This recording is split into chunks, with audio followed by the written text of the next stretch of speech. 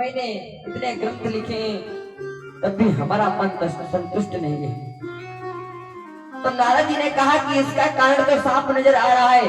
आपने सब कुछ लिखा है व्यास जी, लेकिन अभी तक भगवान की चर्चा नहीं लिखी है। आपने एक से बढ़कर एक ग्रंथ लिखे हैं, लेकिन भगवान की जो पावन चर्चा है उसी चर्चा को आपने नहीं लिखा है। क्या कि लोगों के स्वाद बढ़ाने को अद्भुत पदार्थ बनाए।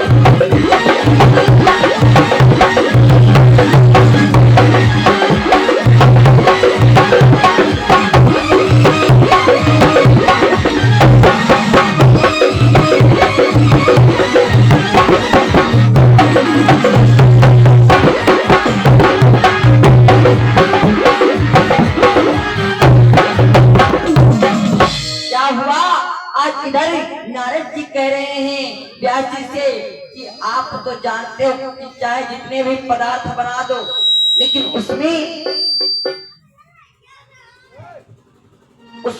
जब आप नमक नहीं डालोगे तो सारे बेकार हो जाएंगे, कोई स्वाद नहीं आएगा।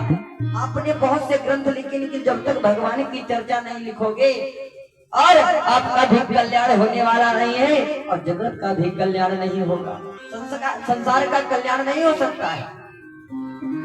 यदि अपने आप मुक्ति चाहते हो, संसार की मुक्ति चाहते हो, तो अब आप अपने मन को शांत करके भगवान की पावन श्रीमद् भागवत को प्रकट करो, इस संसार में लिख डालो, जिससे उस भागवत को जब सब प्राणी सुनेंगे,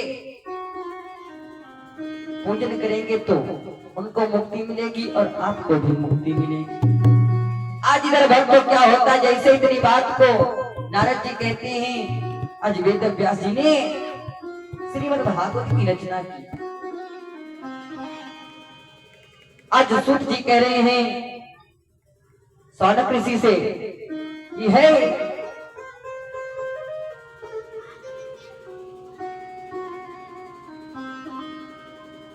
यह ऋषियों, इस प्रकार से श्रीमद् भागवत की रचना हो।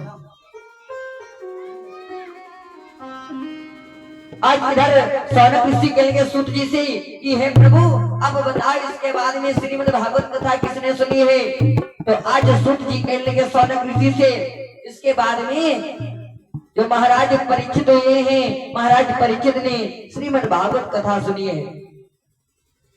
सौनक ऋषि कहेंगे कि हे सूत जी, अब आप मुझे ये बतलाओ किस लिए महाराज परीक्षित ने कथा सुनी है श्रीमद् भागवत, क्या कारण था? आज जैसे इतनी बात को सौनक ऋषि कहते हैं,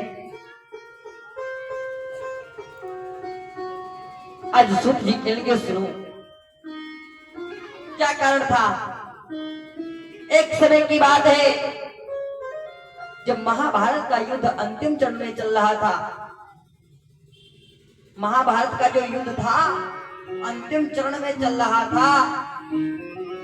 जितने भी योद्धा हैं दुर्योधन के पक्ष के सारे सब धराशाही, जितने भी योद्धा हैं सब धराशाही हैं। अब केवल दुर्योधन बचा है। और जब दुर्योधन बचा है, आज सोच रहा है कि हमारे महाबली बली योद्धा और हमारे मित्र सब धराशाही हो गए हैं, अब मैं किसके सहारे और किसके बल पर पांडवों से युद्ध करूंगा, ये सोच रहे हैं।